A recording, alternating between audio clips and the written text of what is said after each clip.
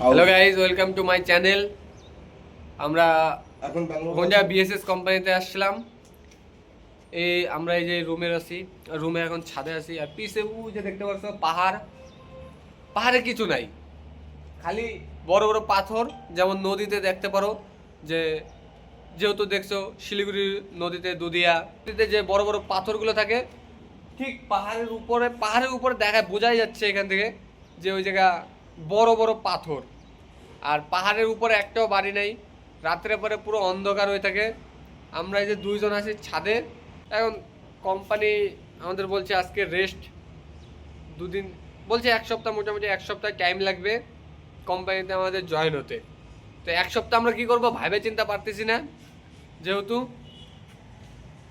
কি করব, ঘুরে বেড়াচ্ছি, ঘোরারও জায়গা নাই সেরকম একটা।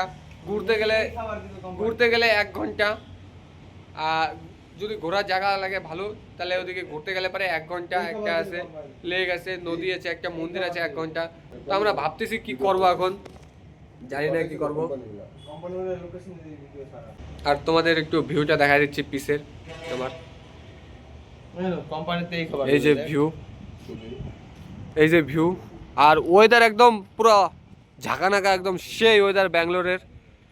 তোমরা যদি ব্যাঙ্গালোর ঘুরতে আসতে চাও তাহলে আসতে পারো, অসুবিধা নাই।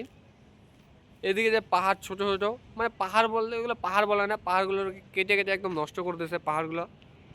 এদিকে যে পাহাড়টা আছে এটা শুধু পাথর।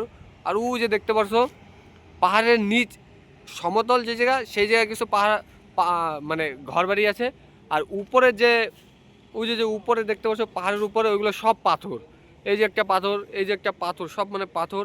এই যে বিল্ডিং, আর এই যে হচ্ছে রোড, একটা মেন রোড, হাইওয়ে ন্যাশনাল। আর এই যে বাইপাস,